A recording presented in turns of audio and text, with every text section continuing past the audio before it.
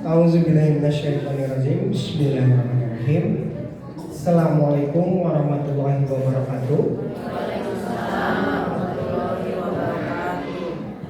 Innal hamdalillah nahmaduhu wa nasta'inuhu wa nastaghfiruhu wa na'udzubillahi min syururi anfusina wa min sayyiati a'malina may yahdihillahu fala mudilla lahu wa may yudlil fala hadiya lahu. Asyhadu an la ilaha illallah wahdahu la syarika lahu wa asyhadu anna Muhammadan abduhu wa rasuluh. Allahumma sholli ala sayyidina Muhammad wa ala ali sayyidina Muhammad fil alamin innaka Hamidum Majid. Qala Allahu ta'ala fil Qur'anil Karim, a'udzubillahi minasyaitonir rajim. Bismillahirrahmanirrahim. Ya ayyuhallazina amanu qu anfusakum wa ahlikum nar. Wallazi arsala rasulahu bil huda wa dinil haqq liyuzhirahu 'ala dini kulli wa kafa billahi syahida. Qala rabbi shrah li sadri wa yassir li amri wahlul 'uqdatam min lisani yafqahu qawli. Alhamdulillah wa syukurillah, alhamdulillah bismillah, alhamdulillah ala kulli hal. Atas kudrah dan irada Allah Subhanahu wa taala, hari ini di pagi yang cerah ini alhamdulillah di Cembul cerah. Tadi di Bandung ada rezeki yang turun, hujan dari Cibiru sampai tadi itu kemana ya, Muhammad Toha kurang lebih. Alhamdulillah ya, atas kedua dan irada Allah Subhanahu wa taala kita bisa bertemu lagi, kita bisa bersilaturahmi lagi, bermajelis untuk yang kesekian kalinya. Dan yang pertama kita ucapkan jazakumullah atas undangannya, dan jazakumullah untuk Bapak DKM, kepada Pak Oki sebagai ketua yayasan beserta jajaran perangkat desa, Pak RW dan Pak RT yang sudah mendukung niatan dari bapak-bapak dan ibu-ibu, khususnya warga yang ada di lingkungan Masjid Al-Hijrah ini ya, yang insya Allah hari ini ada pembukaan salah satu bagian dari komunitas rumah Mekah, yaitu rumah belajar, yang mana didukung dan diprakarsai juga oleh Yayasan Cahaya yang Indah. Alhamdulillah atas izin Allah itu semua bisa terlaksana, dan tidak lupa juga atas segala nikmat rezeki yang sudah Allah berikan kepada kita sampai hari ini. Begitu banyak nikmatnya, terutama nikmat Islam dan nikmat ihsan yang insya Allah sama-sama kita perbaiki, kita pertahankan sampai kita tingkatkan. Tidak lupa rezekinya, rezeki sehat, rezeki umur, rezeki waktu, dan rezeki tempat, dan yang terpenting rezeki kelembutan hati yang pada akhirnya kita bisa menghadiri pembekalan ini, pembukaan ini yang insya Allah senantiasa menjadi pelajaran untuk kita. Ya, tidak lupa selawat serta salam senantiasa tercurah melimpahkan ke suatu nasabah kita, suri tauladan kita, manusia paling sempurna di muka bumi ini, Nabi Muhammad Sallallahu Alaihi Wasallam, serta keluarga, sahabat, tabiin-tabiinnya hingga sampailah kepada kita sebagai manusia yang terakhir, yang insya Allah senantiasa melanjutkan risalah-risalah juga visi-misi Rasulullah hingga akhirnya Islam menjadi rahmatan lil alamin. Ya alhamdulillah, ya Bang Indan yang harus atau yang ingin ditanyakan pertama kali, kumaha damang ibu-ibu sareng bapak? Bahagia juga bapak-bapak dan ibu-ibu? Belum kompak kayaknya. Ibu, alhamdulillah. Sekali lagi ya, boleh ya. Bapak ibu-ibu, gimana kabarnya? Sehat dan bahagia? Sehat secara jasadnya, sehat secara jiwanya juga, bahagia secara jiwa dan jasadnya juga. Salah satu bukti kebahagiaannya yang mampu mengantarkan anak-anaknya yang insya Allah nanti dibimbing di rumah belajar ini ya. Ya insya Allah hari ini kita sama-sama akan mengkaji apa yang tadi sudah disampaikan oleh Novi, berbicara tentang pembekalan, parenting, dan lain-lainnya. Madrasah yang terpenting di dalam sebuah keluarga itu adalah, dan madrasah yang pertama itu adalah seorang gitu ya, seorang ibu, yang mana ibu menjadi fondasi untuk membentuk seorang anak. Maka dari itu sama-sama kita definisikan dulu ketika berbicara ada ibu, ada bapak, dan anak-anak. Berarti kita berbicara tentang apa kira-kira kalau tentang keluarga. Apa yang sudah mampu kita definisikan berbicara tentang keluarga? Tadi di salah satu mukadimah yang disebutkan di surat Al-Tahrim, surat 66 ayat 6. Bismillahirrahmanirrahim. Ya ayyuhallazina amanu qu anfusakum wa ahlikum nara. Perintahnya terhadap siapa? Wahai orang-orang beriman, peliharalah dirimu dan juga keluargamu dari siksa api. Nauzubillah min dzalik. Nah, berbicara keluarga definisinya adalah sebuah komunitas terkecil atau sebuah kumpulan yang terdiri dari ada laki-laki dan perempuan yang diikat oleh sebuah ijab atau akad pernikahan. Yang pada akhirnya ketika sudah terikat oleh satu ikatan pernikahan, ada kehadiran buah hati, ada kehadiran anak yang Allah titipkan. Yang pada akhirnya berbicara keluarga menurut pandangan Islam, keluarga tersebut memiliki cita-cita, misi, visi, dan keinginan yang sama. Yaitu apa? Ya mungkin ibu-ibu dan bapak sering lagi menghadiri, biasanya hari Ahad nih, hari Minggu ini banyak teman, dan pada akhirnya kita sering mengucapkan apa? Samawa. Itu bukan harapannya dan cita-citanya sakinah, mawadah, warahmah. Salih hukum mawadahnya bilina gitu ya. Sakinah, mawadah, warahmah itu yang menjadi cita-cita. Itu yang menjadi landasan membentuk sebuah keluarga. Yang pada akhirnya keluarga tersebut menjalankan membentuk keluarga sesuai dengan yang Allah perintahkan. Apa landasannya? Ya kalau bukan berbicara tentang tauhidah, senantiasa menghadirkan Allah di dalam keluarga, entah di diri ayahnya, di diri ibunya, dan di diri anak-anaknya. Dan peran orang tua sangat penting di sini. Dalam artian membentuk keluarga bisa kerja masing-masing atau harus kerjasama, ibu-ibu. Kerjasama ya, kerjasama dan sama-sama kerja tadi kalau kata jadi sama-sama kerjanya bukan kerja masing-masing, tapi saling bahu-membahu. Tugas ayah, peran ayah, fungsi ayah dijalankan oleh ayahnya. Tugas ibu, peran ibu dan fungsi ibu jalan, gitu ya. Yang pada akhirnya ketika ada kerjasama, kita harus landasi dulu. Kunci dari setiap kerjasama atau kita berbicara sebuah hubungan, mungkin dulu di pertemuan sebelumnya Didi pun pernah menyampaikan hal ini. Kira-kira ada yang masih ingat atau yang udah ada yang tahu kunci dari setiap hubungan kira-kira apa sih Bu? Ada yang tahu?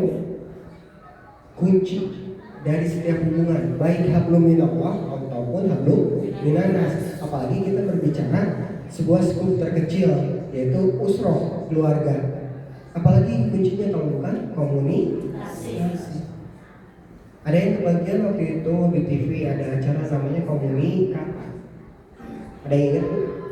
Ya, komunikasi. Ketika komunikasinya berjalan baik, maka informasinya baik juga nggak? Jelas juga nggak? Gitu ya. Ketika komunikasinya tersendat atau terputus, maka informasinya pun terputus. Itu sebabnya harus ada kerjasama. Kerjasama yang baik diawali dengan komunikasi yang baik. Berarti komunikasi yang baik yang harus kita awali yaitu bagaimana komunikasi antara anggota keluarga tersebut dengan Allah. Itu ya, baik ayahnya, ibunya dan anak-anaknya. Kenapa tadi di At-Tahrim peliharalah diri, kemudian keluarga? Karena ini saling berkesinambungan. Berangkat dari pribadi masing-masing, laki-laki dan perempuan yang bersatukan oleh ikatan pernikahan, maka hadirlah sebuah keluarga. Maka dari itu yang harus sama-sama kita tafakuri adalah bagaimana komunikasi kita dengan Allah, baik ayahnya ataupun ibunya, yang pada akhirnya kerjasama tersebut, komunikasi yang terbangun sudah baik, sudah berjalan dengan lancar, terlihat hasilnya dengan mendidik anak, gitu ya. Dan pada akhirnya ketika berbicara pandangan Al-Quran tentang keluarga, kalau pernikahan pasti diterangkai oleh surat Ar-Rum ayat 21 ya. Makanya kita hadir di sebuah undangan pernikahan pasti tertera undangan tersebut ya. Yang pada akhirnya ketika berbicara komunikasi, coba kita tafakuri, kita sama-sama muhasabah terhadap diri kita. Apakah komunikasi kita selama ini sudah terbangun dan berjalan dengan baik antara ayah dan ibu, yang kemudian orang tua dengan anak-anak? Tadi yang disampaikan oleh Tenovi, kewajiban mendidik anak apakah sebatas di madrasah saja? Ataukah justru peranan terpenting adanya di diri orang tua? Gitu. Ayah bisa jadi tidak terlalu intens dalam keseharian, tapi ayah menerima informasi dari ibu. Bagaimana perkembangan anak, bagaimana pembelajaran anak di madrasah, gitu ya. Ada perkembangan apa, ada temuan apa, itu yang harus dikomunikasikan. Dan yang terpenting sekarang yang harus kita sama-sama tafakuri adalah bagaimana komunikasi kita dengan Allah. Dulu kalau ini boleh tahu, ibu-ibu ketika menikah dengan bapak, cita-citanya apa sih? Sehidup semati atau sehidup sesurga? Nah, kalau dikasih opsi tersebut, kira-kira dulu sebelum kita menjalankan proses pembelajaran, cita-citanya masih sehidup semati atau sudah sehidup sesurga? Sehidup sesurga, alhamdulillah. Dulu masih sehidup semati, mungkin ya. Bisa jadi ya, Bu. Sehidup semati, entah suaminya yang meninggal duluan ataukah istrinya yang meninggal duluan, ya cintanya habis karena cintanya sudah mati. Berarti boleh dong nikah lagi. Nah, kan itulah. Kalau cita-citanya hanya sebatas sehidup semati, makanya harus dirubah. Cita-citanya sehidup sesurga, tidak hanya berkumpul di dunia saja, tapi sampai ke jannahnya Allah, beserta tidak hanya ayah dan ibunya saja, dengan anak-anaknya juga, gitu ya. Mau nggak Bu, cita-citanya dirubah menjadi lebih baik, membentuk sebuah keluarga yang sakinah, mawaddah dan warahmah. Sakinah senantiasa condong, senantiasa satu frekuensi, satu arah. Arahnya kemana? Kalau bukan ke Allah. Kan tadi cita-citanya sudah sehidup surga, bukan sehidup semati ya, Bu ya? Gitu. Yang kemudian sakinah mawadah, adanya ketentraman, ketenangan. Allah sumber ketentraman, Allah sumber ketentraman. Maka dari itu kerjasama, yang mana kerjasama tersebut terbangun, akhirnya ketentraman dan ketenangan hadir nggak? Terbentuklah di dalam rumah itu bayi nanti, ya. Sakinah mawadah warahmah, dan turunlah rahmat dari Allah. Hoyong tuh Bu, mau nggak Bu? Cita-citanya kita rubah dulu, dan diawali dengan komunikasi diri kita, baik sebagai ibu, baik sebagai seorang istri. Perbaiki komunikasinya dengan Allah, kemudian perbaiki komunikasinya dengan suami, gitu ya. Lalu ketika berbicara keluarga, kan ada anggotanya. Dengan pertanyaan sederhana seperti ini, Bu, apakah suami ibu bagi ibu Suami kira-kira ujian bukan? Ibu buat suami ujian juga bukan? Ujian. Anak buat ibu dan suami ujian juga bukan? Ujian. Kenapa tuh Bu nggak saling kerjasama menyelesaikan ujian yang Allah berikan? Ini mah kayaknya lebih senang saling menguji. Suami ke istri, istri ke suami, orang tua ke anak, anak ke orang tua. Kenapa ya kira-kira? Ya karena kita belum diilmui, kita belum mendapatkan wawasan pengetahuannya. Yang pada akhirnya ketika kita sudah memiliki ilmu, perintah Allah jelas bahwa ketika berbicara, cara mendidik anak di dalam Al-Quran sudah dijelaskan. Dan pandangan Al-Quran terhadap titipan yang Allah berikan terkait anak apa saja, itu kan yang harus kita tahu, itu kan yang harus kita cari tahu. Ada 4 pandangan di dalam Al-Quran tentang anak. Yang pertama, insya Allah ibu-ibu dan bapak-bapak sudah familiar. Dalilnya berangkat dari Quran surat Al-Furqan ayat 74. Bismillahirrahmanirrahim. Sering kita doakan, sering kita panjatkan kepada Allah, Rabbana hablana min azwajina wa dzurriyyatina qurrata a'yun. Yang artinya belum ada tahu, nggak apa-apa sambil buka aplikasi Qurannya, gitu ya. Ya kan, berbicara doa, kita pun harus memaknai apa yang kita langitkan, apa yang kita panjatkan. Allah berfirman di surat Al-Furqan ayat 74 tersebut, yang artinya, ya Rabb kami, anugerahkanlah kepada kami istri-istri dan keturunan kami sebagai penyenang hati kami, dan jadikanlah kami imam bagi orang-orang yang bertakwa. Doa yang setiap hari selesai sholat fardu kita panjatkan, kita langitkan, kita mintakan kepada Allah, diiringi dengan upaya kita, dengan kesungguhan kita. Dalam hal ini, maksudnya setelah kita meminta berdoa kepada Allah, sudahkah kita membekali diri kita dengan keilmuan cara mendidik anak di dalam Islamnya seperti apa ya, gitu kan? Jadi harapannya kita memiliki keturunan, memiliki pasangan yang senantiasa memberikan ketentraman, ketenangan. Itu sebabnya harus ada kerja sama. Kemudian poin yang kedua berbicara terkait pandangan Al-Quran tentang anak. Ini adalah anak sebagai perhiasan dunia. Sebagai perhiasan dunia, maknanya bagaimana?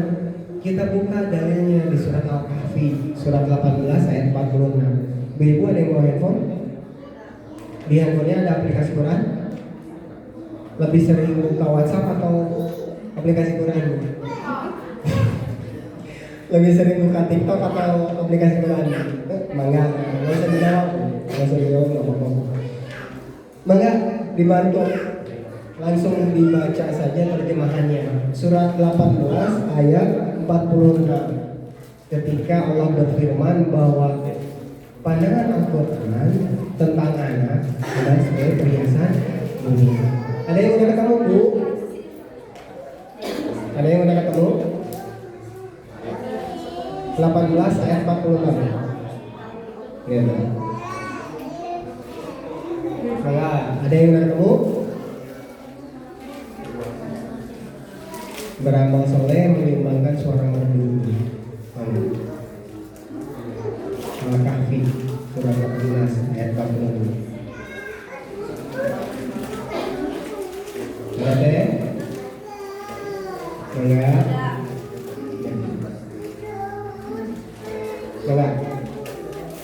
Udah? Gak mau menyerahkan diri? Ini tunjuk deh. Teteh yang kerudung hitam, yang lagi nunduk pengerti. Saya gak mau menyerahkan diri, silakan. Terjemahannya aja. Harta dan anak-anak adalah perhiasan dan depan dunia, tetapi amal kebajikan yang terus-menerus adalah lebih baik, padahal di sisi Tuhanmu serta lebih baik untuk menjadi harapan. Nah, Allah berfirman di surat Al-Kahfi tersebut ayat 46, harta dan anak-anak adalah perhiasan kehidupan dunia, tetapi amalan-amalan yang kekal lagi saleh adalah lebih baik pahalanya di sisi Allah, gitu ya. Serta lebih baik untuk menjadi harapan. Bu, tadi kan ditanya sama PLP, Bu udah nyiapin sarapan buat suaminya? Ada yang belum? Bu, gimana mau punya harapan, sarapan aja belum, Bu? Gitu ya. Berarti sarapan dulu baru kita berharap. Tapi konsepnya ketika hamba Allah meminta terhadap Allah, melangitkan doanya, diiringi dengan ikhtiar, kesungguhan bahwa memang ini yang disepakati antara ibu dengan suami. Kan tadi di surat Al-Furqan mengharapkan keturunan dan pasangan yang senantiasa menenteramkan, menyenangkan. Dan harapan kita, doa kita, anak-anak keturunan kita menjadi imam bagi orang-orang bertakwa. Yang kemudian perhiasan dunia di sini, dunia kekal atau fana. Yang abadi itu yang mana? Akhirat atau dunia? Akhirat, ibu ya. Jangan sampai kita tertukar antara dunia dan akhirat. Toh-tohan terhadap dunia, habis-habisan mencari dunia, akhiratnya terlupakan. Ya. Jangan sampai hal tersebut terjadi. Maka dari itu perbaiki. Kalau ini boleh tanya, sejauh mana Bu dari kategori cukup, baik, dan baik sekali komunikasi ibu dengan pasangan, komunikasi ibu dengan anak-anak? Baik sekali, baik, cukup, ataukah kurang? Nggak ada yang mau ngejawab, Bu? Nggak apa-apa. Berarti ibu yang tahu jawabannya sendiri ya. Yang pada akhirnya mulai kita perbaiki komunikasi tersebut.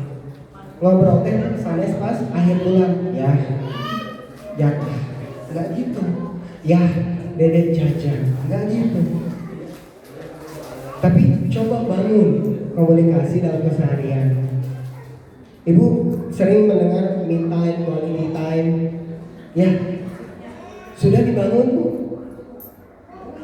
Buat diri ibu, buat pasangan ibu, buat anak-anak ibu, buat keluarga akhirnya. Me time-nya ibu-ibu biasanya apa sih? Gogoleran sambil nonton sinetron gitu. Ada ya di sini yang suka nonton drakor? Sarangeo gitu ya. Pada akhirnya.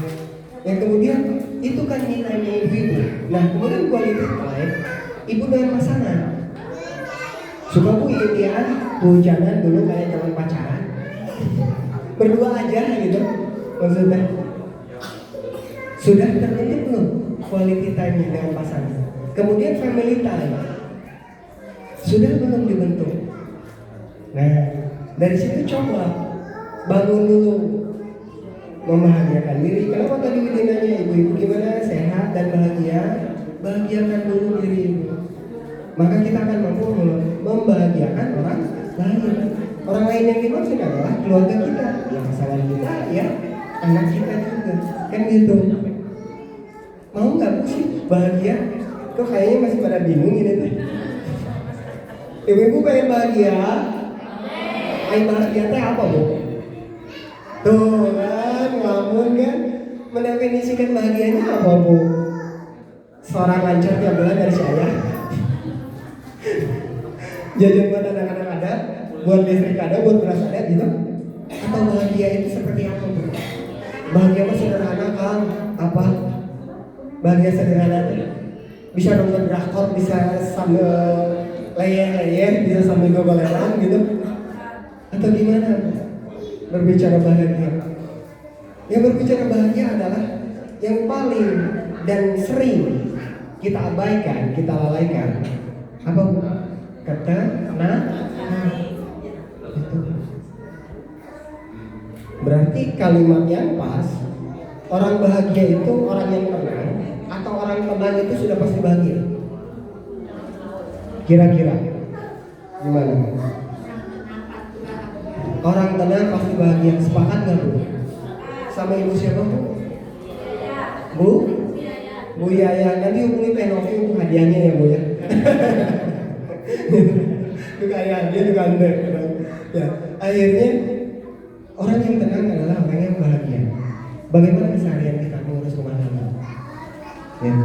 Bagaimana sikap ibu melayani suami, sikap ibu mendidik anak.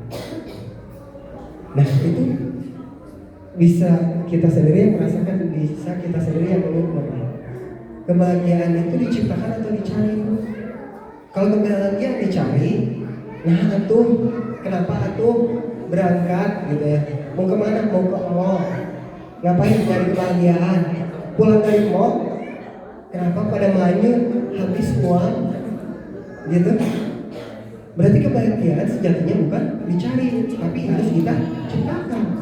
Bagaimana kita mau menciptakan kebahagiaan dalam diri kita? Maka kita akan mampu membagikan kebahagiaan terhadap pasangan dan anak-anak juga. Gitu. Nah, kemudian kita lanjut berbicara poin selanjutnya terkait 4 pandangan Quran mengenai di Quran surat At-Tagabun surat 64 ayat 14. Karena berbicara firman Allah gurih-gurih sedap dan sedikit deg-deg, maka dari itu kenapa kita berproses memaknai apa yang kita baca dari Al-Quran, harus mampu terpetik hikmahnya. Surat 64 ayat 14, 4 pandangan Al-Quran terkait. Mengapa? Mas Kapena sudah ketemu? Atau Teteh mau menyerahkan diri atau mau ditunjuk? Mangga. Ini tunggu lagi deh. Yang sebelahnya berarti yang pakai kerudung pink. Mangga Teteh. Terjemahannya aja Teteh. Maka bertakwalah kamu kepada Allah sanggup kamu dan dengarlah perkataanlah. Surat At-Tagabun ayat 14. Oh 14. Iya 14 Teteh.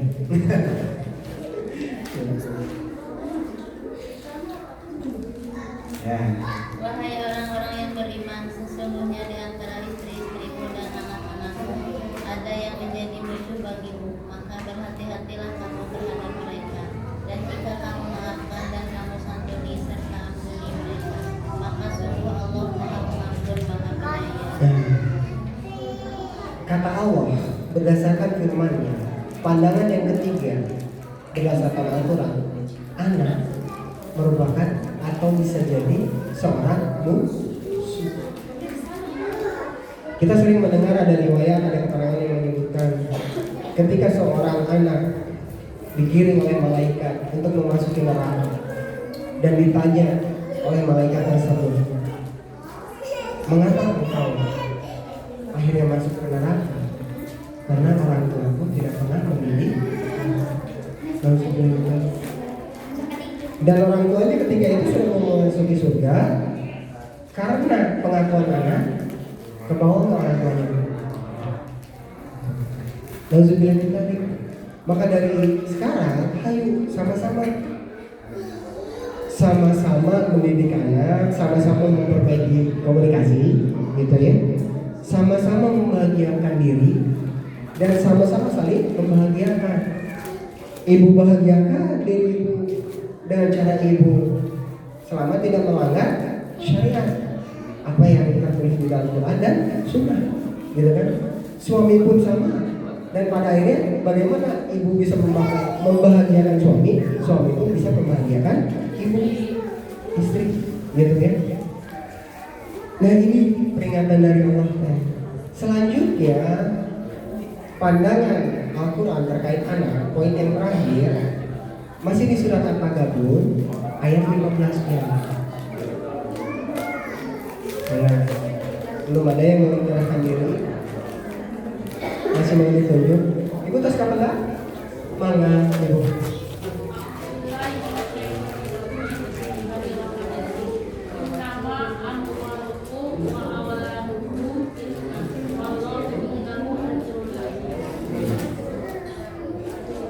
Artinya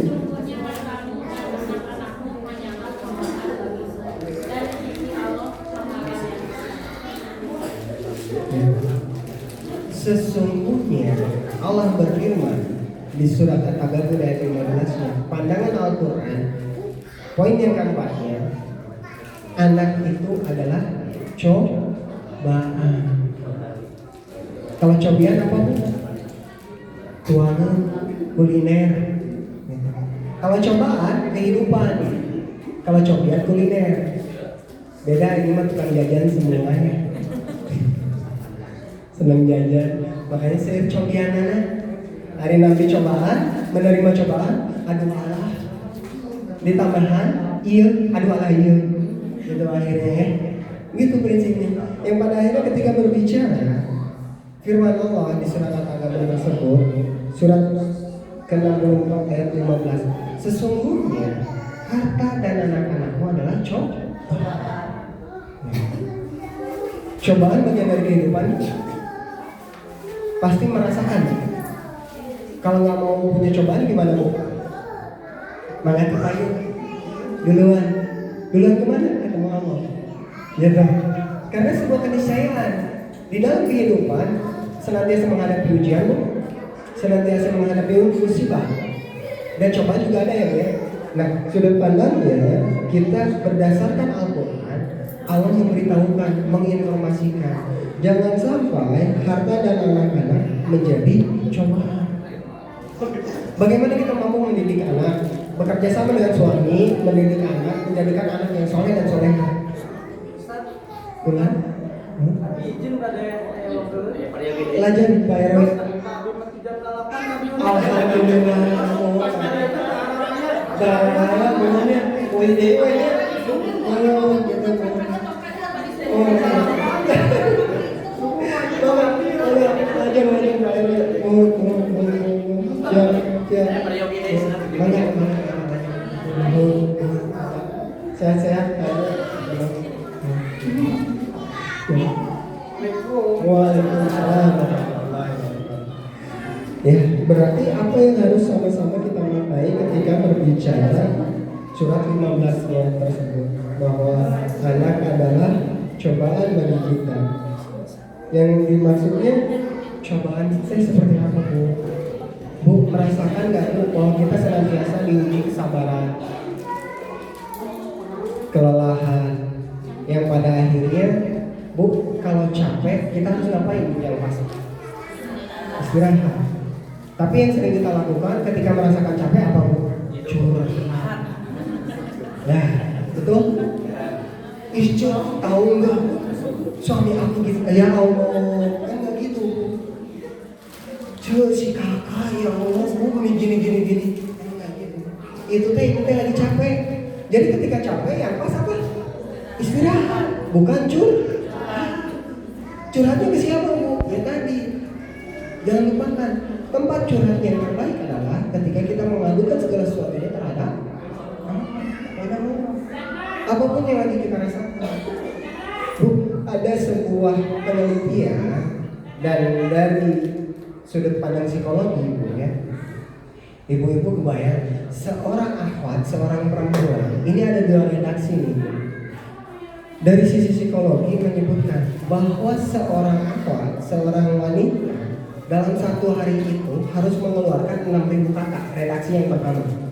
Redaksi yang kedua menyebutkan bahwa seorang ibu itu dalam 1 hari harus mengeluarkan 20.000 kata. Kebayang bu? Ditutup, diseleting bu. Jadinya apa bu? Nih bu, jerawat bu jadinya. Jadinya apa bu? Manyun aja. Marah-marah ke suami, marah-marah ke anak. Maka dari itu, kenapa komunikasi harus berjalan baik dengan pasangan? Sharing juga nih ilmu. Ya, nerima ilmu nih barusan dari Kang Widi. Dari ilmu psikologi teh ibu teh harus ngeluarin 6.000 kata. Redaksi yang pertama, redaksi yang kedua 20.000 kata. Waduh, kata ayah. Berarti apa yang harus ayah lakukan? Menebalkan daun telinga. Gitu. Latihan loh, kan kerjasama. Ya hari ini kakak gini. Oh, ya bu. Akhirnya apa? Tigra bu, suaminya bu, pulas. Anggapnya dia apa? Didongengin, dongeng sebelum tidur. Ya nggak apa-apa bu. Tapi Tapi ibu terungkapkan, keluar. Kan itu dari ilmu psikologi. Dan pada akhirnya gimana kita bisa mampu mengungkapkan kalau suaminya juga belum tahu, ibunya sendiri belum tahu, sama-sama kerjasama membangun komunikasi memang sesuatu yang tidak mudah, tapi bisa kita awali dan bisa kita mulai. Kemudian ketika berbicara 4 pandangan Al-Quran terkait anak, kita pun buka keterangan atau dalilnya ketika Allah mengingatkan kembali cara orang tua dalam membimbing mendidik anak. Kita buka di surat 31, surat Luqman ayat 13 dan 14.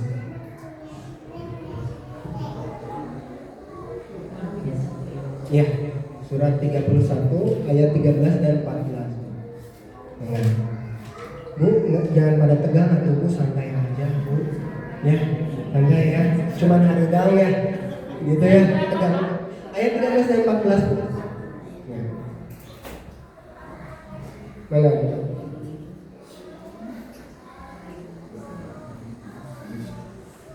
Mangga, mau terjemahannya langsung, mangga mau dengan Arabnya juga boleh. Silakan.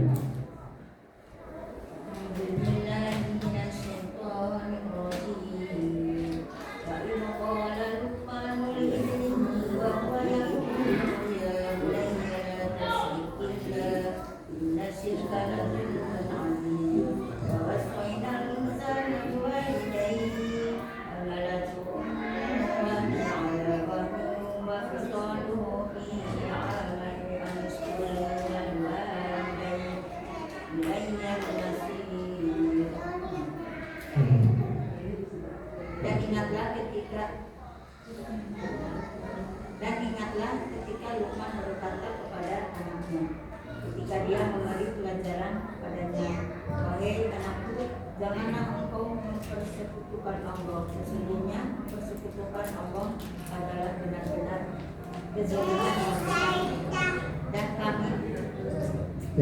Dan kami perintahkan kepada manusia agar berbuat baik pada kedua orang tuanya. Ia telah mengandungnya dalam keadaan lemah yang bertambah-tambah dan menyakitnya dalam usia 2 tahun. Bersyukurlah kepadaku dan kepada kedua orang tuamu, hanyalah kepada aku kembali. Hikmah apa yang bisa kita petik dari kandungan surat tersebut, dari 2 ayat tersebut? Di ayat 13-nya Allah menginginkan bahwa sebuah keluarga dibangun atas dasar ketauhidan, tidak mempersekutukan Allah. Siapa? Seluruh anggota keluarganya, ayahnya, ibunya, dan anak-anaknya. Itu yang Allah perintahkan di surat Luqman ayat 13-nya. Yang pada akhirnya ketika berbicara bertauhid, lawannya adalah kesyirikan alias kamu syirik. Punten Bu, maaf Bu, selama ini yang lebih kita khawatirkan anak-anak kita nggak bisa ngaji atau besok nggak bisa beli beras.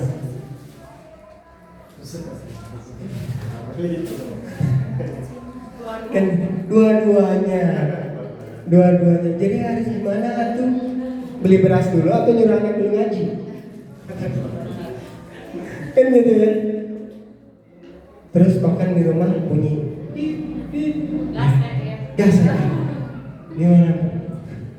Yang pada akhirnya ketika berbicara tentang rezeki, sesuatu yang sudah Allah jamin atau belum Allah jamin? Sudah atau belum rezeki setiap diri manusia, setiap hamba-hambanya? Berbicara ruang lingkup keluarga saja, rezeki ayahnya, rezeki ibunya, rezeki anaknya sudah dijamin belum sama Allah? Sudah ya. Tapi, ya. Kenapa ada tapian? Rasa khawatirnya lebih besar. Betul? Apa belum? Benar dan betul. Benar ya, akhirnya kita lebih mengkhawatirkan besok nggak bisa beli beras. Kita mengkhawatirkan besok nggak bisa bayar listrik, bayar sekolah, tidak ada jajan, gitu ya. Betul? Padahal sedang kita upayakan, sedang kita ikhtiari. Hanya saja ketawakalan kita belum sebesar itu. Penyerahan diri kita terhadap Allah belum sebesar itu. Maka dari itu ayo sama-sama lebih dikuatkan, lebih ditingkatkan bukti keberserah dirian kita dengan menanamkan yang namanya ketauhidan di dalam keluarga, baik dari ibunya, ayahnya, dan anak-anaknya. Dan rezeki mah pas saya atur. Rezeki itu sudah tertakar, tidak akan tertukar. Kemudian Pak Hili sarang ucing. Wah, insya Allah yakin. Mau agak sarang ucing. Di ayat 14-nya, penekanan yang Allah maksudkan, hikmah yang bisa kita petik di surat Al-Fatihah ayat 14 adalah berbuat baiklah anak terhadap orang tua. Selama orang tuanya mendidik, mengarahkan, membimbing, membina anak tersebut, jelas pertama tidak menyekutukan Allah, tidak durhaka terhadap orang tuanya, dan apa yang orang tuanya arahkan terhadap anak selama tidak melanggar yang namanya firman-firman Allah atau perintah-perintah Allah dan sunnah yang telah dicontohkan oleh Rasulullah. Mau memiliki rumah yang sering kita idam-idamkan, yang sering kita sebutkan, membentuk baiti jan, rumah kusur yang sebelumnya bisa jadi di rumah teh banyak UFO. Apa teh?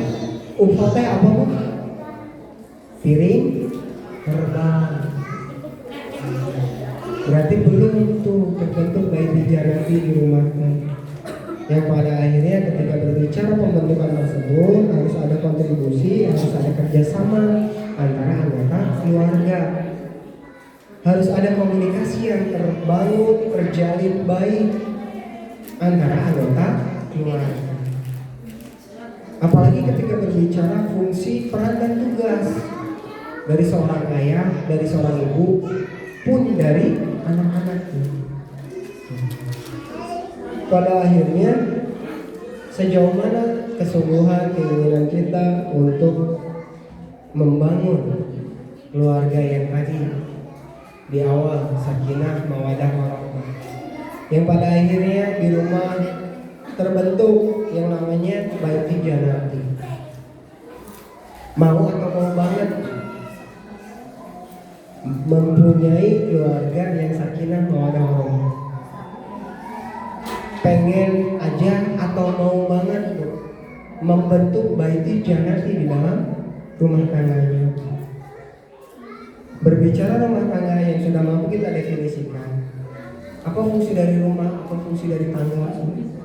Rumah tempat bernaung, tempat berteduh, melepas kepenatan, rasa lelah, betul? Kemudian tangga fungsinya apa bu? Untuk naik sebagai titian, ya.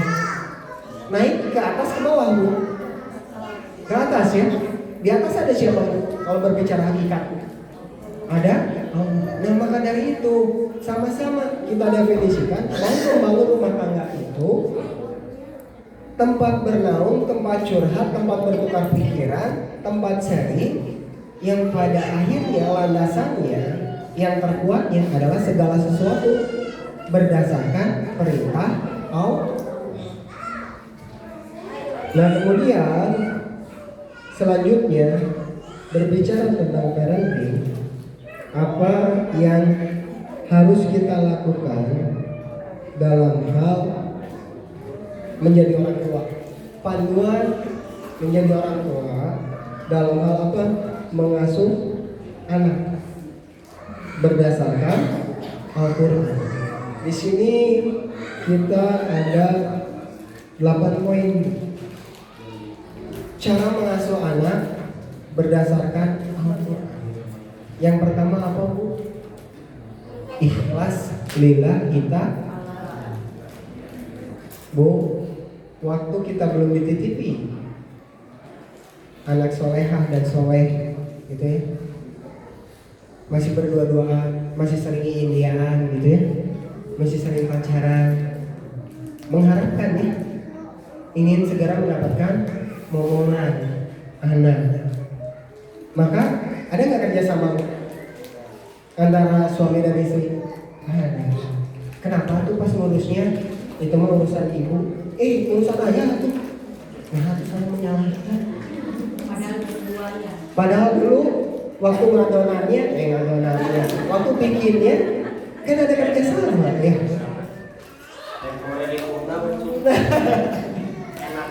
Enak banget ya. Ya tuh ketawa banget. Ya makanya ketika berbicara proses mendidik, membimbing anak, butuh nggak sosok ayah? Butuh nggak sosok ibu? Ya itu sebenarnya kerjasama tuh. Kan tadi sama-sama di awal kita sudah berbicara. Ibu ujian buat suami, suami ujian buat ibu. Kenapa nggak saling kerjasama untuk menyelesaikan ujian yang Allah berikan? Lebih ringan nggak bu? Lebih mudah nggak bu untuk mengerjakannya? Kan gitu. Dan anak pun bagaimana caranya kita bisa mendidik, membimbing, menempa mereka agar mampu menjalankan. Secara prinsip hidup itu diuji oleh Allah, betul. Hidup itu senantiasa penuh dengan ujian. Hanya ujian Allah tidak seperti apa yang ada di pemikiran kita. Ujiannya itu apa? Nggak punya beras. Ujiannya apa? Belum bayar listrik. Ujiannya apa? Belum bayar sekolah. Bukan itu. Ujian yang Allah maksud berupa perintah dan larangan. Itu makna atau hikmah sebenarnya dari ujian yang Allah maksudkan. Perintah dan larangan. Maka dari itu ketika kita menjalankan sebuah ujian, kalau kondisi kita ikhlas, lillahi ta'ala, menyerahkan semuanya terhadap Allah, terasa lebih ringan atau lebih berat? Terasa lebih ringan. Bagaimana tuh caranya kita ikhlas? Bu, kita definisikan dulu, kita runut dulu. Memang selama ini sampai detik ini kita hidup, apa sih yang kita mampu, apa yang kita bisa bu?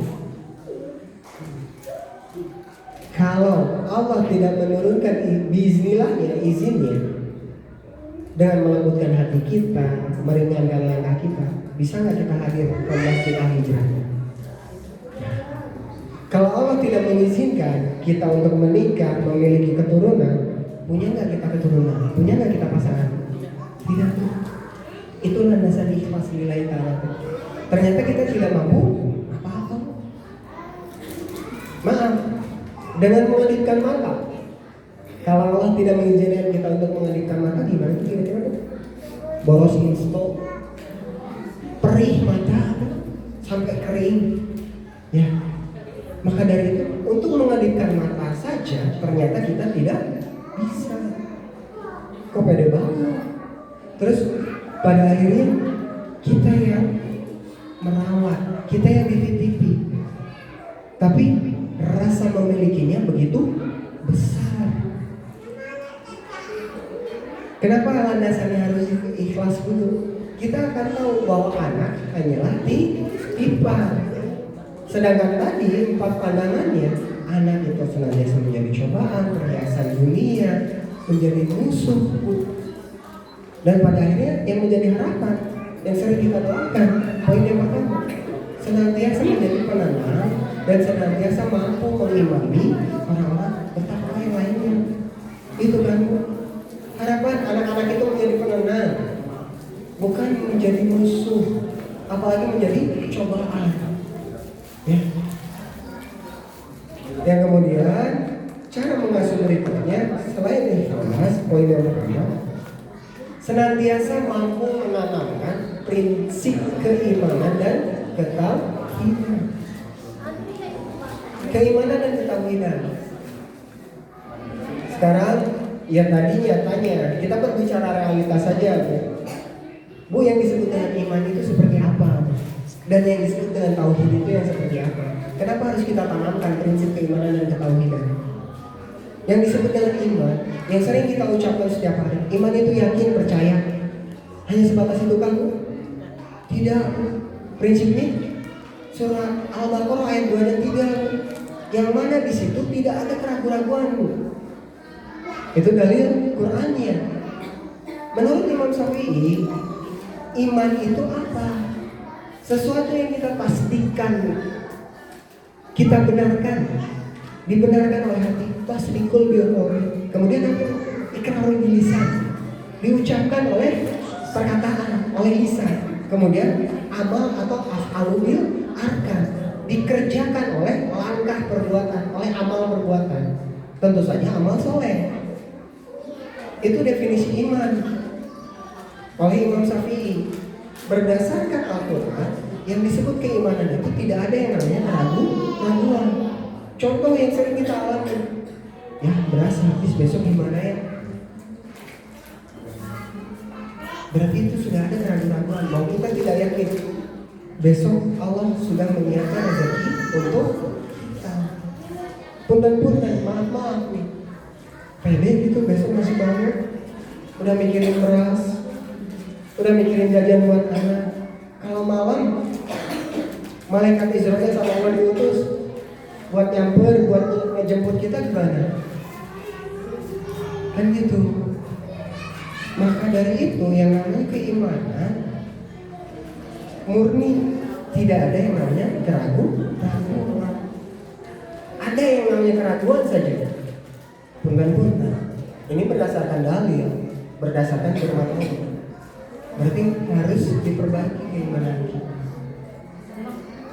Dari sudut pandang atau asal Imam Syafi'i tadi jelas ada 3 kesinambungan. Kita senantiasa benarkan oleh hati, kita senantiasa ucapkan, kita senantiasa betul. Nah kemudian prinsip keimanan, prinsip ketauhidan seperti apa? Ya tadi, tidak menyekutukan Allah. Yang paling sederhana, Bu, apa yang sudah kita pahami berbicara ilmu tauhid? Ilmu tauhid itu ilmu tentang apa sih, Bu? Yang kita tahu, yang sudah kita pernah pelajari, mengesahkan Allah. Bahasa sederhananya apa, Bu? Bahasa paling mudahnya untuk kita apa, Bu? Jadi nanya gini, Ibu mau diduain? Kok pada diam? Bu mau diduain, Bu? Enggak, apalagi Allah, Bu. Itulah ketauhidan, Bu. 1 cukup. Gitu. Dan hanya satu-satunya. Jadi yang biasakannya itu apa? Ketika berbicara ketauhidan, zatnya, sifatnya, afalnya, dan asmanya. Itu kan berbicara ilmu ketauhidan, mengesahkan Allah. Ya sederhananya itu tadi. Jangan sampai kita menduakan Allah. Berkaitan dengan apa yang sering kita ucapkan. Kalimat thayyibah, asyhadu an la ilaha illallah. Aku bersaksi tidak ada ilah, tidak ada Tuhan, tidak ada sesembahan selain Allah. Nyatanya dalam kehidupan kita masih banyak sesembahan selain Allah. Nah, apa, Bu? Ya beras sesembahan. Apa, Bu? Listrik, Bu. Apa, Bu? Gas, Bu. Punten-punten, maaf. Nyatanya seperti itu. Maka dari itu kita harus sama-sama perbaiki. Bagaimana kita mampu mendidik anak kalau ternyata kita pun belum mampu membentuk, mendidik diri kita sendiri, baik sebagai istri ataupun sebagai ayah, sebagai suami, sebagai ibu, gitu ya. Itu yang harus ditanamkan, prinsip keimanan dan ketauhidan. Poin yang kedua. Poin yang ketiganya, kita berbicara dasar keilmuan yang benar. Sumber kebenaran adalah Al-Quran. Al-Quran berasal dari Allah. Sumber kebenaran dari sebuah langkah perbuatan adalah sunnah. Siapa yang pernah menjalankannya kalau bukan Rasulullah SAW? Itu saja. Berarti ketika berbicara dengan ikhlas lillahi ta'ala, kemudian prinsip keimanan dan ketauhidan diiringi, disertai dengan dasar keilmuan yang benar. Sumbernya benar, bisa dipertanggungjawabkan. Kenapa menjadikan Rasulullah sebagai uswah, contoh suri teladan? Karena Rasulullah adalah manusia paling sempurna di muka bumi ini yang pernah. Kenapa Rasulullah disebut Al-Quran berjalan? Karena kehidupan kesehariannya senantiasa mempraktekkan isi Al-Quran. Mau nggak Bu kita memiliki keluarga yang mampu menjalankan isi Al-Quran, mampu menjalankan perintah Allah, yang pada akhirnya senantiasa saling mengenalkan, saling mengenal. Mau atau sebatas ingin? Kira-kira sama aja kayak tadi. Bu mau bahagia Bu? Nah yang disebut bahagia apa Bu? Kan masing-masing kitanya. Harus kita mencari tahu definisi dari kebahagiaan itu dan sumber kebahagiaan. Siapa yang mampu? Siapa yang bisa memberikan kebahagiaan? Kalau bukan Allah. Ya coba kita ukur selama ini kita dekat ataukah jauh dari Allah. Kan bisa kita menentukan. Kemudian poinnya keempat, panduan mengasuh anak dalam Al-Quran adalah sebagai cara beribadah kepada Allah. Poinnya kenapa? Poinnya keempat sebagai ibadah, jalan ibadah kepada Allah dengan melayani suami, dengan mengurus anak. Bukankah itu sebuah peribadahan untuk teteh-teteh, ibu-ibu, sebagai istri, sebagai seorang ibu? Dan suami pun harus memiliki dasar atau landasan yang sama. Ikhlas, memiliki prinsip keimanan dan ketauhidan, memiliki keilmuan yang benar, sumbernya yang bisa dipertanggungjawabkan, dan menjalankannya senantiasa semata-mata karena ingin mendapatkan atau memiliki nilai ibadah. Gitu. Selanjutnya, poin yang kelima, cara mengasuh anak berdasarkan pandangan Al-Quran. Orang tua senantiasa menjadi contoh atau teladan. Seorang ibu memiliki anak perempuan menjadi contoh untuk anak perempuan. Seorang ayah memiliki anak laki-laki akan menjadi contoh untuk anak laki-laki. Ya bagaimana anak-anak bisa saling menjaga, seorang akan menjaga adiknya kalau anak-anaknya melihat orang tuanya senantiasa komunikasinya tidak baik, komunikasinya tidak lancar. Maka dari itu perbaiki. Sama-sama kerjasama. Ayah dan ibu itu akan menjadi teladan, akan menjadi contoh untuk siapa? Untuk anaknya. Maka perbaiki dulu diri kita sebagai orang tua, baik sebagai suami ataupun sebagai istri. Kemudian poin yang keenam, senantiasa patuh dengan kelembutan dan kasih sayang. Bu, sering mendengar ucapan adalah, nah di kakak bau-bau deh, nah di dede bau-bau deh. Sama nggak Bu dengan kita ngomong? Maka kenapa kita harus melayak, memantaskan dan memperbaiki diri kita dulu sebagai orang tua? Takut apa yang kita ucapkan menjadi kenyataan.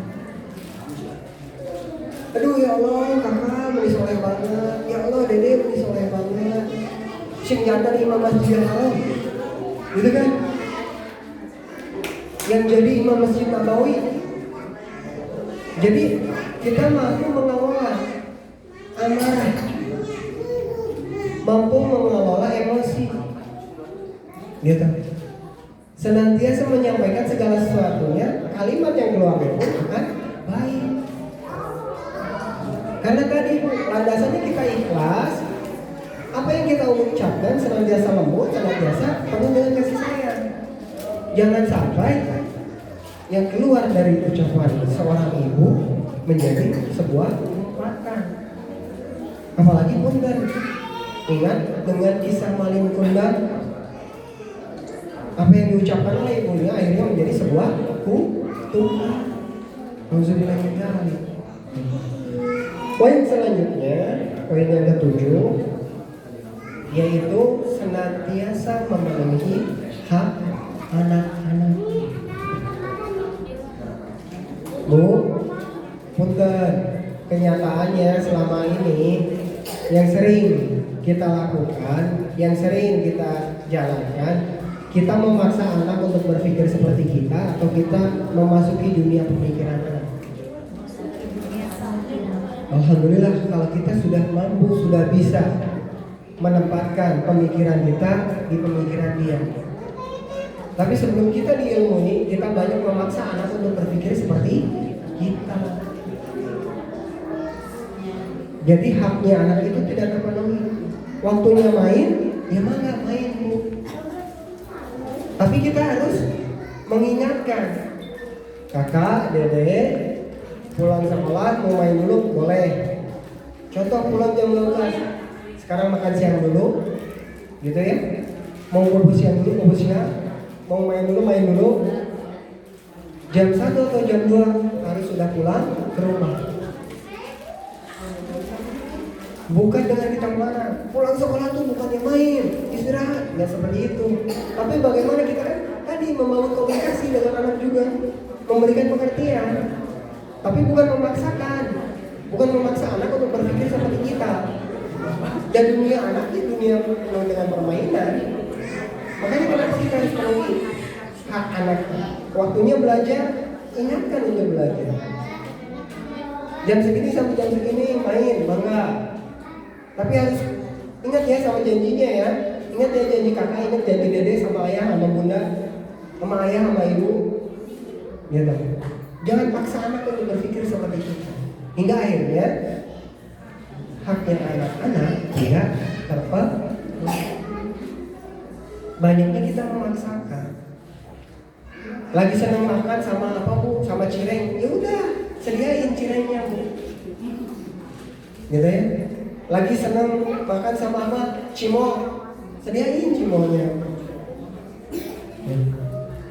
Yang pada akhirnya selama yang dimakannya halal, thayyib, maka insya Allah akan senantiasa mendatangkan kabar. Dan poin yang terakhir, cara mengasuh anak dalam Al-Quran adalah senantiasa mendidik anak sesuai fitrahnya. Tadi banyak ilmu-ilmu parenting sekarang di sosial media pun banyak. Tapi yang terbaik, Widi pun pernah baca cara Rasulullah mendidik anak. Walaupun belum selesai, dan alhamdulillah bukunya dipinjam dan tidak balik lagi. Jadi Widi tidak bisa menyelesaikan lagi, gitu ya. Nah, coba nanti kalau suatu saat ibu-ibu ada rezekinya, entah suaminya, cari cara Rasulullah mendidik anak seperti apa, usia-usia emasnya, gitu. Dan sekarang pun banyak parenting-parentingnya.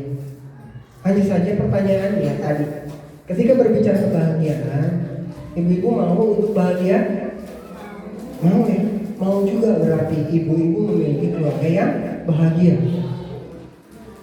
Pertanyaannya, ibu-ibu mau nggak diproses sama Allah, ditempa sama Allah, dididik sama Allah, cara membentuk keluarga yang sakinah mawaddah warahmah. Maka dari itu sama-sama kita awali dari hari ini, kita niatkan Bismillahirrahmanirrahim. Tidak hanya ibu, tapi juga suami. Sharingkan apa yang didapatkan hari ini, bagikan apa yang didapatkan hari ini. Ya, kita kerjasama ya. Kerjasamanya kan bukan ngadon, bukan bikin anaknya aja, tapi mendidik anaknya juga. Ya, memenuhi haknya anaknya, membentuk anaknya. Ya, bukan bikinnya aja Bu, ingat, mendidik dan mengajarinya juga. Kerjasama. Dan pada akhirnya terpenuhi nggak Bu harapan cita-cita mendapatkan keluarga yang sakinah mawaddah warahmah. Dengan landasan-landasan tadi, insya Allah bisa senantiasa membantu kita menjadi hamba Allah yang lebih baik, menjadi ibu, menjadi ayah, menjadi orang tua yang lebih baik sesuai dengan yang dimaksudkan oleh Allah, gitu ya. Dan pada akhirnya, alhamdulillah, ada sesi bertanya ini. Oh ada di berapa pertanyaan? 100 pertanyaan? Oh, 2 saja ya Ibu ya. Mangga sebelum kita tutup, pilih ada. Barangkali ada yang mau bertanya, ada yang mau ditanyakan, ada yang mau disampaikan, silakan. Ya Pak. Mangga. Bismillah. Assalamualaikum warahmatullahi wabarakatuh. Saya akan mendidik anak 3 tahun setengah. Maaf Ibu, dengan Ibu siapa? Iya ya. Bu Yaya. Oh iya, itu tadi Ibu Yaya. Nah, kebiasaan sehari-hari saya bilang ke anak itu waktu main ada, Ya. waktu belajar ada, Ya. waktu main ada. Ya. Ya, kata anak. Ya. Nah, begitu saya mau sholat, dia ayo sholat, enggak. Ya. Saya bilang Ya. enggak boleh gitu ya, nanti Allah marah. Apakah itu saya salah? Nah, oke. Oke. Terima kasih. Sama-sama. Mau langsung dijawab atau satu lagi? Boleh, satu lagi. Ada lagi? Ditahan dulu. Bangga. Sama Teteh siapa? Assalamualaikum. Waalaikumsalam. Saya Devi. Teh Devi.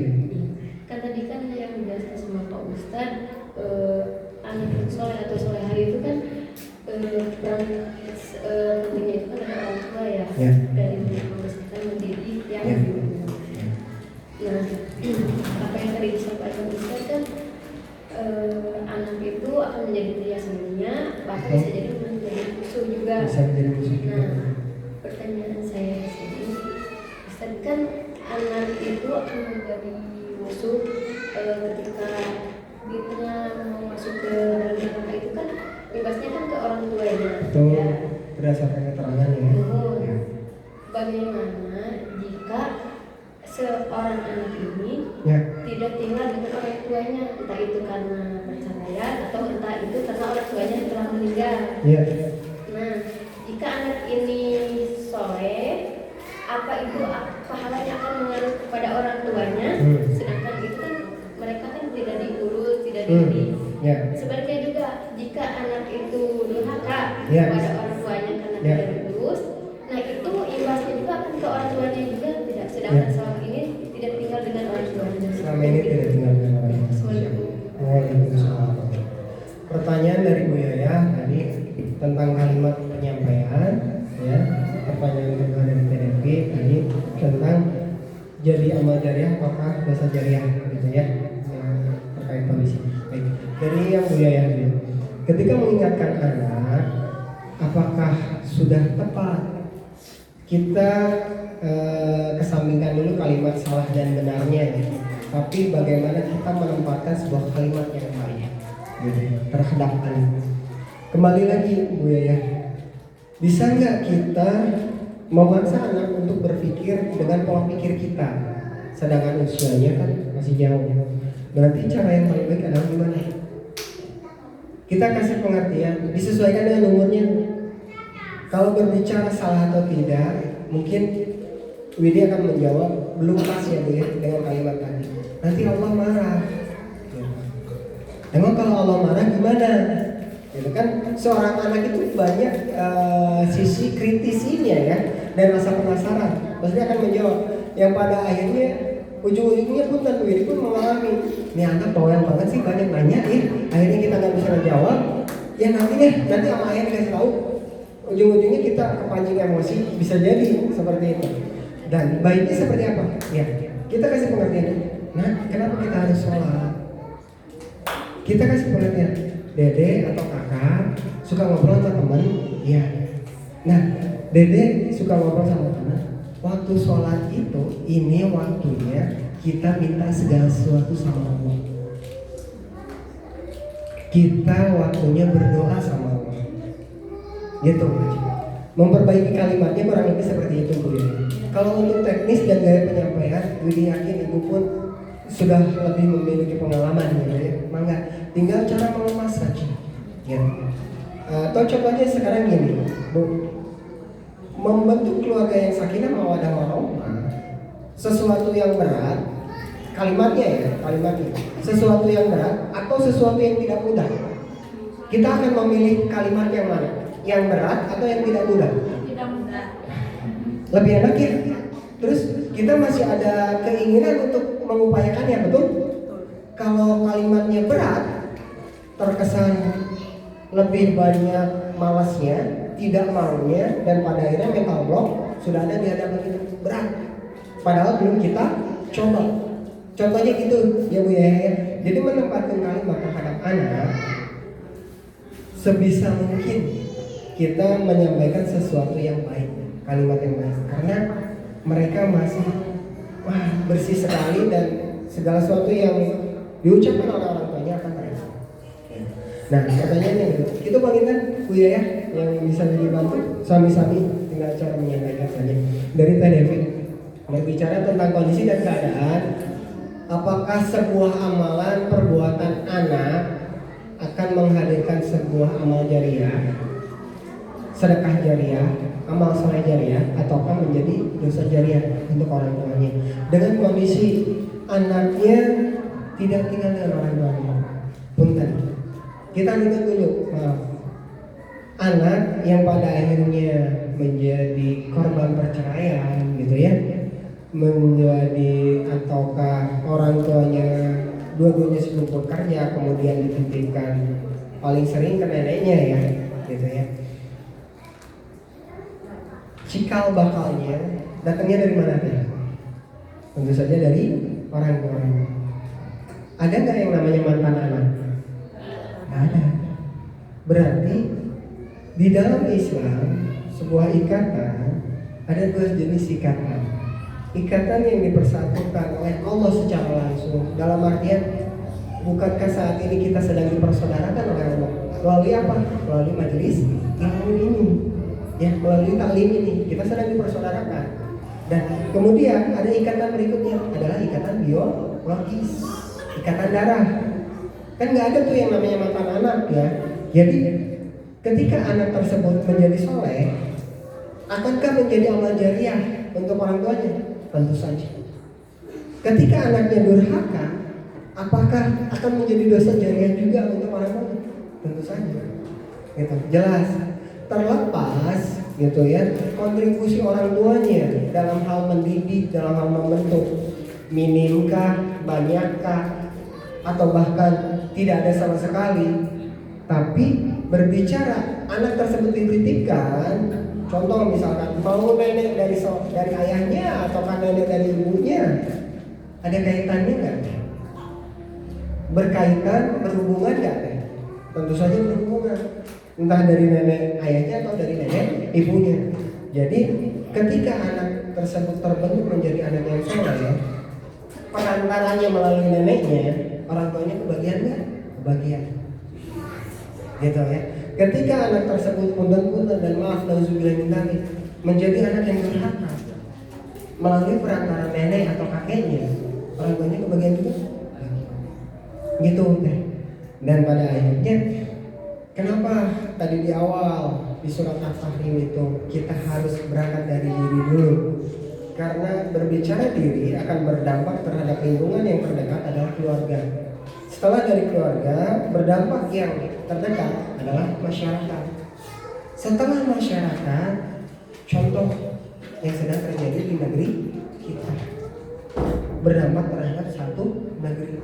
Dan pada akhirnya ketika negeri tersebut tidak terbentuk menjadi sesuatu yang berakhlak baik, maka berdampak terhadap dunia.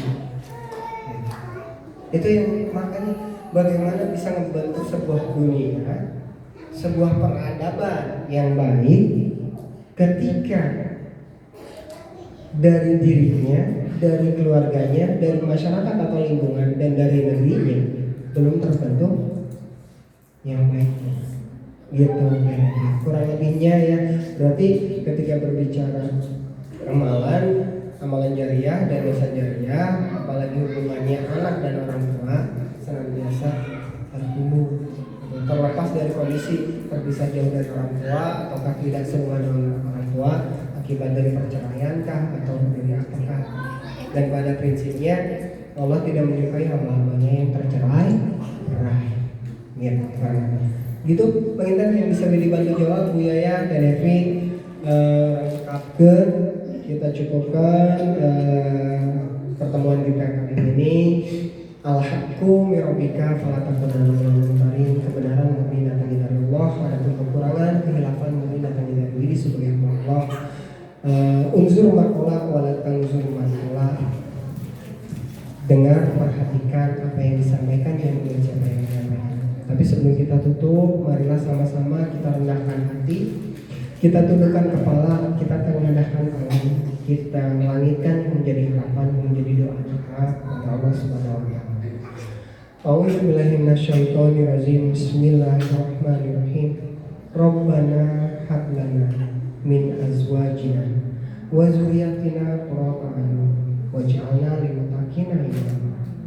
Rabbana la tuzigh qulubana ba'da idh hadaitana wa hab lana min ladunka rahmah innaka antal wahhab. Rabbana dhalamna anfusana wa illam taghfir lana la tarhamna lanakunanna minal khasirin. Rabbana atina fid dunya hasanah wa fil akhirati hasanah wa qina adzabannar. Amin ya rabbal alamin. Bi barakati umul Qur'an al-Fatihah.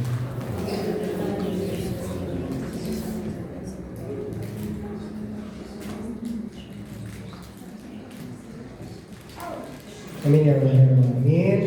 Insyaallah kita bisa bertemu lagi di majelis selanjutnya senantiasa dalam kondisi sehat walafiat.